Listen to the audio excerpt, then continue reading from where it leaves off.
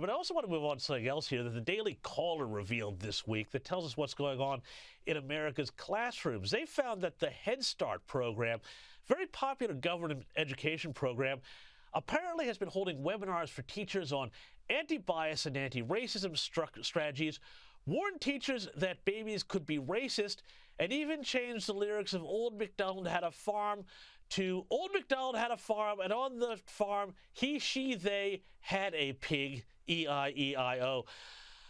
Brianna, and we wonder why Donald Trump wants to cut the Department of Education.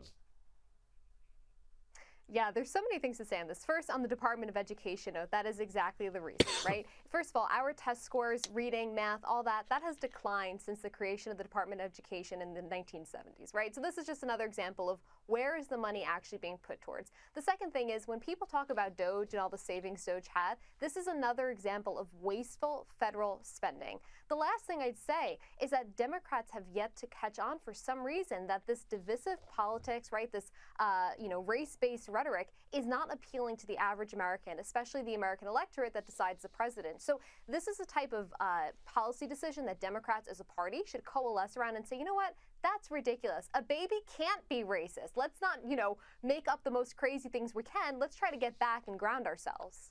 Yeah, absolutely. Hey, just sticking around this kind of intersection of media and culture, which is so fascinating, big win for the one and only Megyn Kelly, who's been a longtime critic of the Algerian boxer Imane Khalif, who she declared was a man even after winning gold in Paris. Well, now it's been revealed through a leaked medical report that the chromosome analysis makes her a male. It seems to me, Brianna, that Megyn Kelly is owed a massive apology from all of those people who really gave her a lot of noise over this one.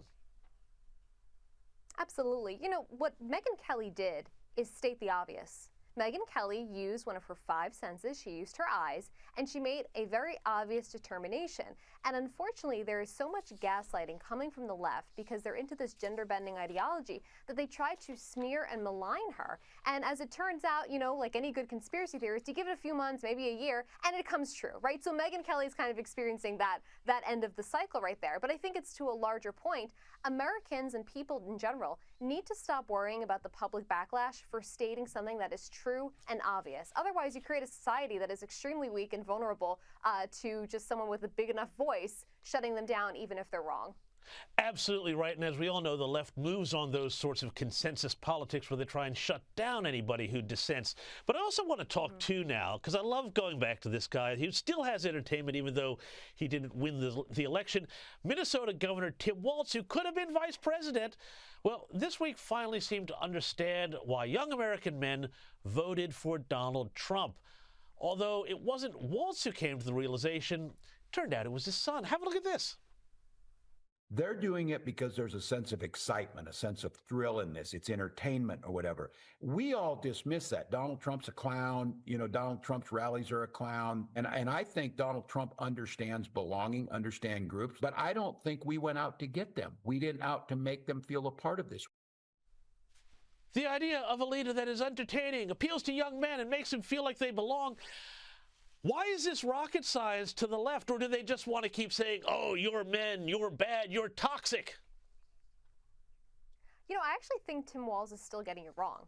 Because when Donald Trump was going out and he's doing like this McDonald's stunt, these funny things, he was actively mocking the left. He wasn't just trying to entertain them. He was doing it to show how stupid the Democratic Party was. And people appreciated that type of authenticity and honesty. That's what Tim Walz doesn't seem to grasp. The other thing is Donald Trump isn't simply giving people red hats and, cool, fun chants, which he has given us, don't get me wrong.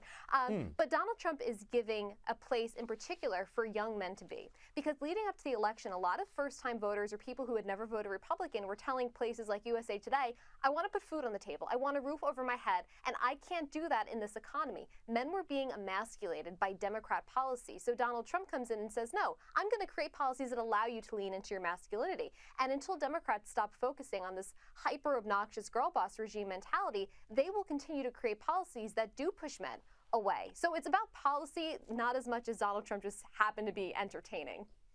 Brianna Lyman, we're going to have to leave it there. I think you might have gotten in trouble with the hashtag sisterhood for that girl boss comment, but I love it. Thank you so much for your sharp analysis, as always, and for joining me on the U.S. Report.